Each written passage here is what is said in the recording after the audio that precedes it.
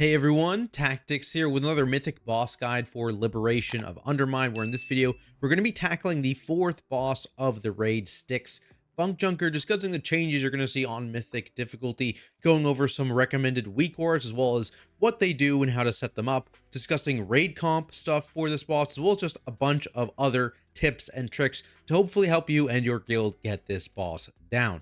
I am going to be assuming here that you're familiar with the heroic mechanics of this fight just to save some time. So if you aren't, make sure you check out my guide linked down below. Otherwise, let's start by going through the journal here and identifying the mythic mechanics. So to start off, when you get the electromagnetic sorting, only 4 players, not 5, are going to be picked to be rolling. So you're going to be having less players as garbage balls. Also, as a note on how this ability actually works, it seems like players can't be picked twice until everyone has had their turn to go at least one time, excluding the active tank, of course. And it also seems to never pick multiple healers at one time, so a max of 1 healer, just as a little bit of info on how exactly people get picked. At the same time this ability happens, it's also going to spawn these new prototype power coils. These are basically terrain that pop up, so they're something balls need to avoid because they're just going to bounce off of it, and they're also going to channel increasing damage into random players. So this is some extra spot healing and potentially personals here required by the targeted players. Moving on, the Scrapmaster ads actually have a new ability on Mythic as well, which is the Recycler. This is a now 14-second channel on a random person, and if that cast finishes, it deals 33 million fire damage to them. So basically what happens now is you need to have the players in balls pick up the Scrapmasters before this 14-second cast can complete. Otherwise, the targeted player needs to use like an immunity or they kind of get one shot. So a bit of a timer and forcing you to pick up these mobs.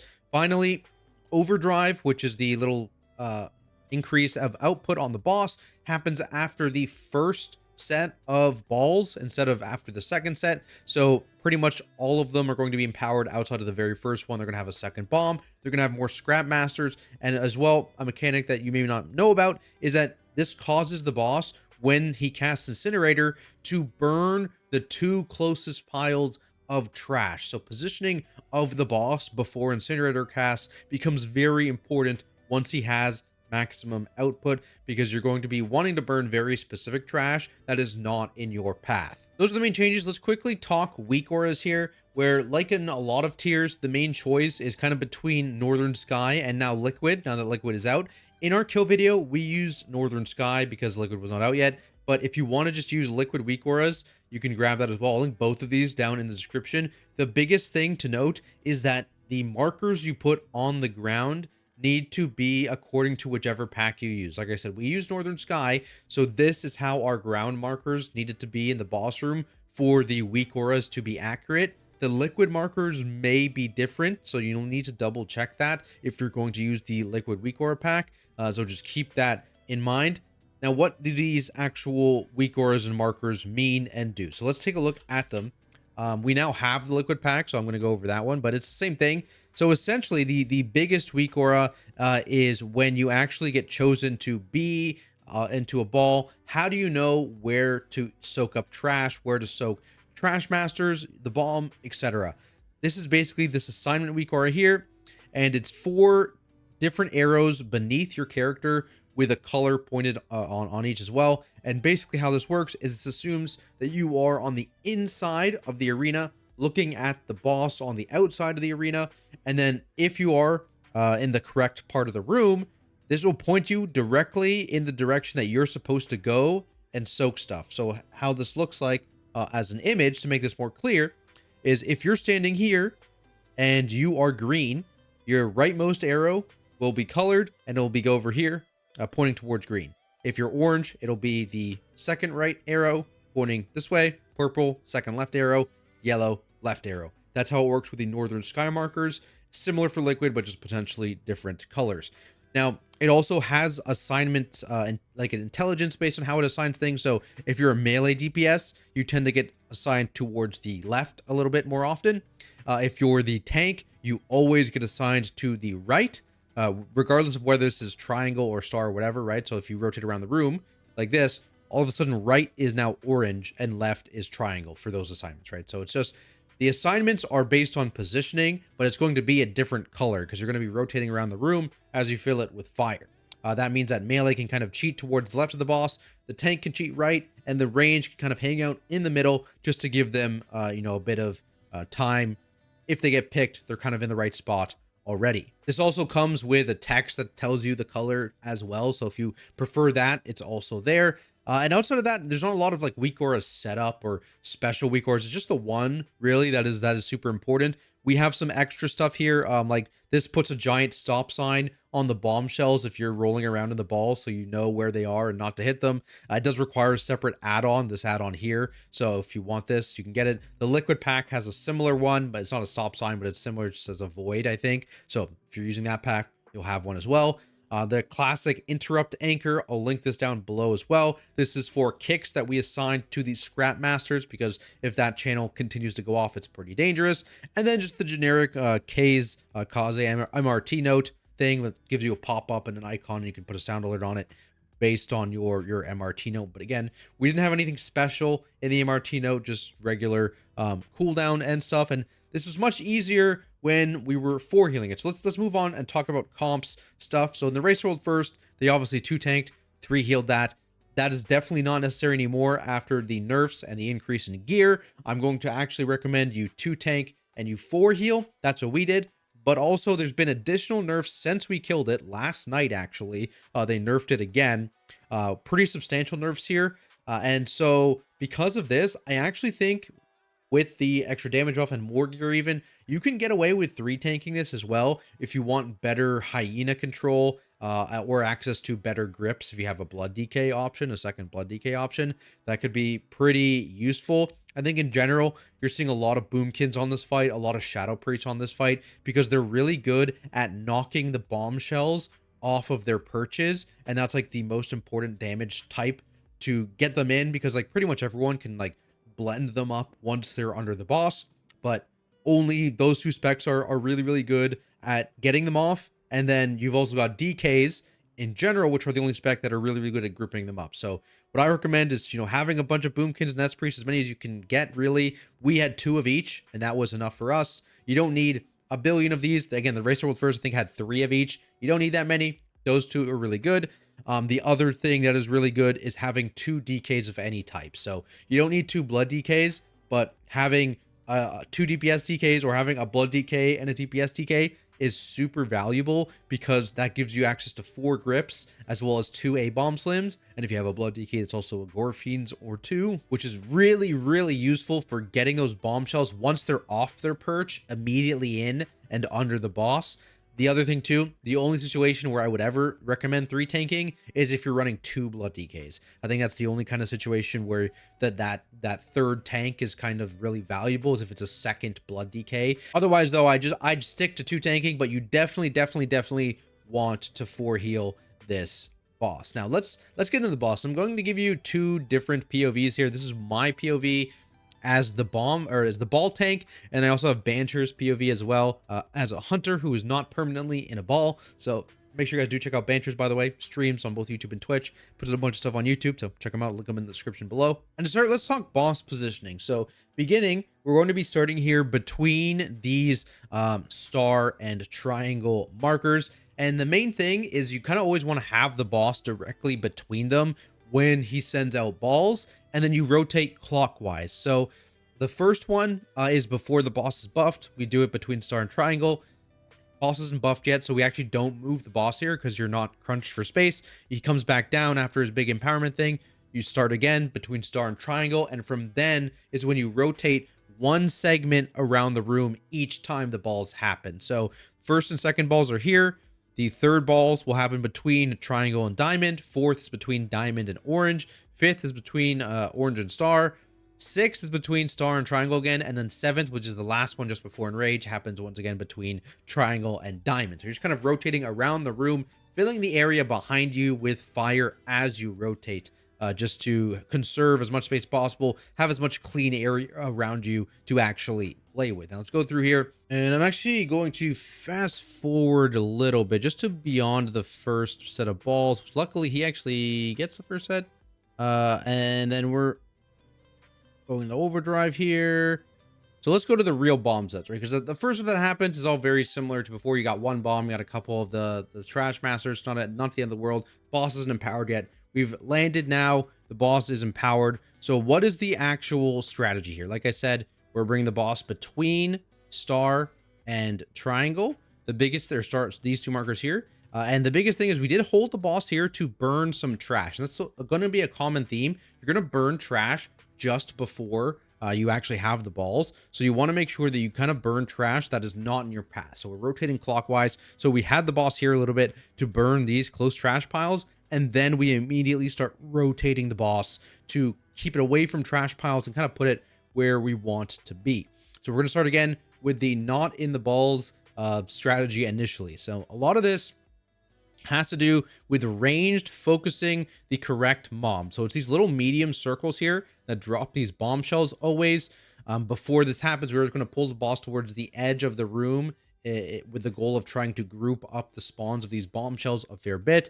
And what's the goal is here is that the ranged players, specifically your multi-daughters, especially your boomkins and your shadow priests, they're always going to start on the most clockwise add. So that is up here. Maybe there's one a little further I can't quite see, but the most clockwise add, that is where they start, because the melee goal is he's going to come down and rotate this way downwards and then up again once he cleaves these ones. So he's rotating kind of clockwise. I think we have an image of this here like this. So he rotates this way with the boss. And then the multi-daughters are getting the far ones because that's where we want to end up, right? We want to end up clockwise. So they're going to start knocking these guys off. And we rotate around here. Melee and ignite spreading and stuff is going to cleave all this stuff down while the other multi-daughters are getting the far one. So again, he's sorting. Now he's going to move. We're going to start moving to these guys. And they're going to be gripping these in. Again, we have like an A-bombs limb assigned for this. And then this one, last one didn't quite get it because it was kind of surrounded by fire. So the multi-daughters are swapping to that immediately. Gets gripped in ASAP. Now there's a few things here. So one, it's very important to have consistent boss positioning for the balls that are coming in to try and hit the boss. You want them to know exactly what's going on because you don't want them to hit these bombshells that are right under the boss. So how do we deal with that? So one, we have a rule. You always hit the boss's back. That's rule number one. To make that more consistent, we have a boss positioning rule. The boss is always facing the center of the room once bombs are ready. Obviously, we're rotating around to collect all the bombshells, but none of the balls should be going to the boss at that point, so it's not a big deal. Once they're all collected, the boss faces the center of the room, so everyone knows the back should be towards the wall, so you need to come in from the wall. So that is number two. So makes boss positioning consistent, makes the ball, how to hit the boss consistent. Number three, how do we have some extra safety on these territorial bombshells? And that is Ring of Peace. So basically, once these territorial bombshells start getting low, once the balls start coming in, we have an assigned monk. Ring of Peace these mobs forward. So towards the middle of the room even more than they already are, just to make sure that the back of the boss is 100% clear of any bombshells and no ball coming in is accidentally going to hit one of those instead of the boss. So a couple rules there to make that a little bit easier. Now there is another rule too. If these bombshells are starting to spawn close to either actual bombs or scrap masters, and I think the next one is going to show that pretty nicely here. Should be coming up in just a second. Like I said, the fire circles happen, they burn, and then we move more clockwise between the markers around the room here. Here's the next one. Comes out, and you're going to see, yeah, so you get the scrap master right here in the middle of these bombshells. And so immediately, anytime this happens, these need to be an immediate priority for people. You see the boss gets immediately dragged over here because, like I said, for us, we only had 10 seconds to grab this guy. You guys are going to have 14 seconds. You're going to have 4 extra seconds to do this. But like, we really want to clear these bombshells ASAP and get them out of this area. And this is still going to go off, I think. Yeah, so we barely didn't get it, which means someone did die, as you can see. So we have to commit a battle res. But again, if you have 14 seconds to do that, you're going to be able to do that if you did what we did here, which was, again, clear it up immediately. And then the person here, which was assigned green, knows that's theirs. They're just a tad too slow. We were also a little slow on this bombshell here. I can rewind it again to show you. This guy was a little slow, but as soon as it was done, immediately gripped in to try and make space there. In terms of who's going to need to watch out for this, it's always the melee ball, right? Because if you look from the inside of the room. This is the left hand of the boss, and that, like I said earlier, is what melee is prioritized. So we always would calm, hey, there's a really bad scrap master, and so melee knows, hey, I need to be ready to immediately get that, and ranged knows, hey, I need to look there for bombshells and immediately hit those bombshells so that they can be gripped in and we can get that scrap master. So that is, it usually happens actually in this corner here, so that would be the third set of balls of the fight.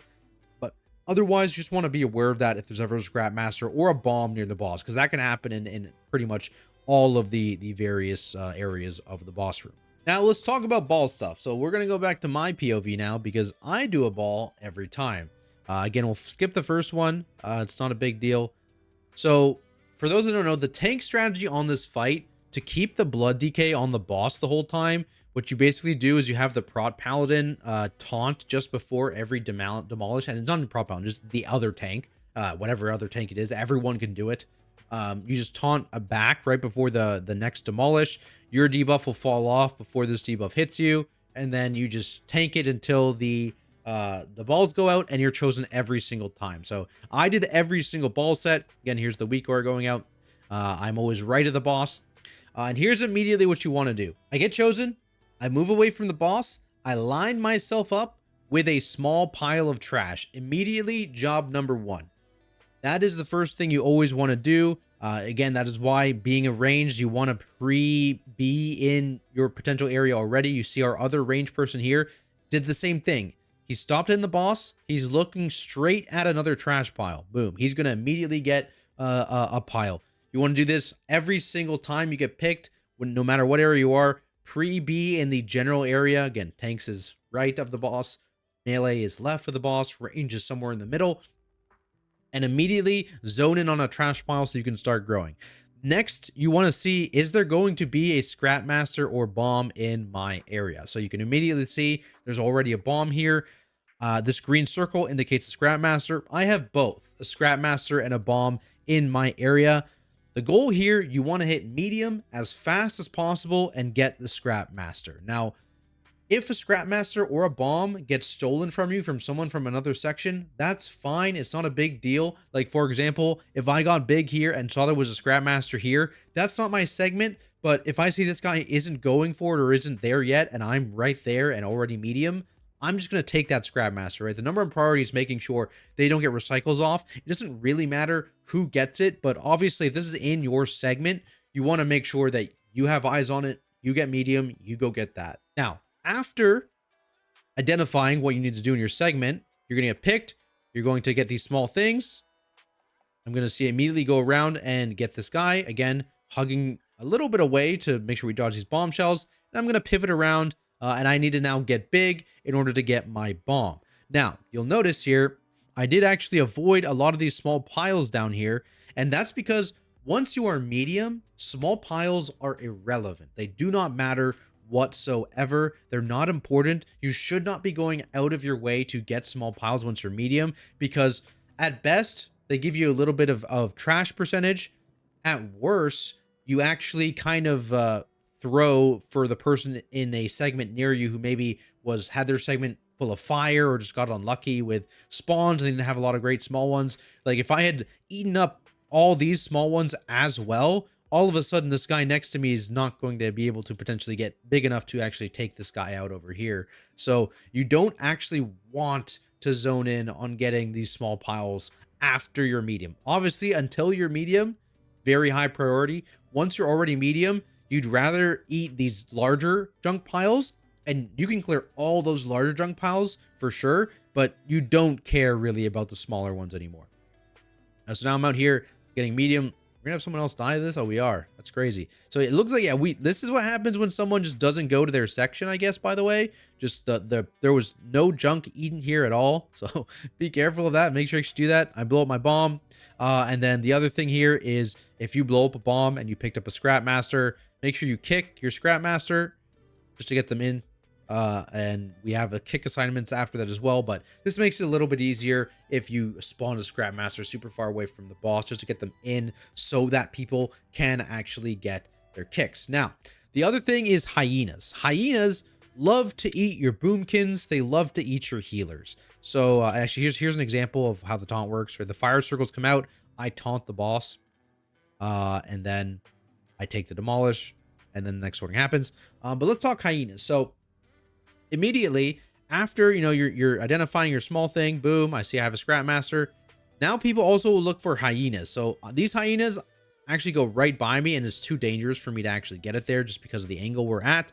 But if you're coming straight out and you see a bunch of hyenas in your segment, you want to make sure that you beeline it for the hyenas, because they can be eaten at any size. So whether you're small or medium or large, you can eat the hyenas, and they give you a bunch of junk towards getting to medium. So if you want to get to medium fast, the best way is to eat hyenas in your segment. Obviously, don't go out of your way to eat the hyenas, but if they're in your segment, eating them is very, very good. The other thing here too, the hyenas wanting to destroy your healers and your boomkins is partially fixed by having a third tank, right? So if you do play double blood DK for grips and stuff, that also is going to make controlling those hyenas a fair bit easier. You have that extra bonus tank on the boss who can kind of walk out a little bit, grab any hyenas that are murdering people or trying to murder people, and then bring them back to the boss.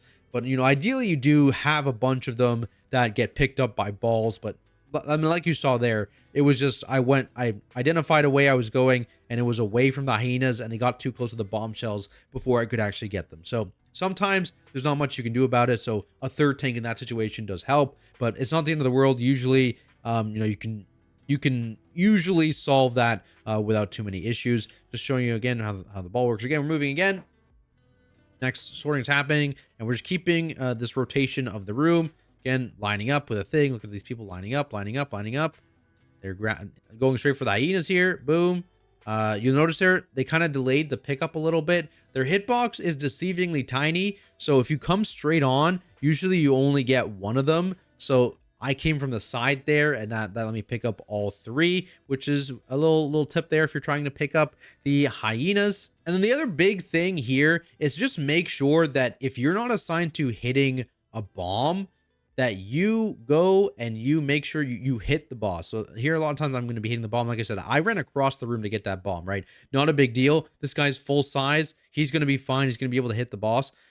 If you are a ball and you are assigned to hit the boss, you need to make sure that you hit the boss, because it's 2% boss health if you are a full-size junk ball. So if you're missing that damage, it's going to make the DPS check a lot harder. Not that there is much of a DPS check. Like, we're going to kill this with multiple people dead here.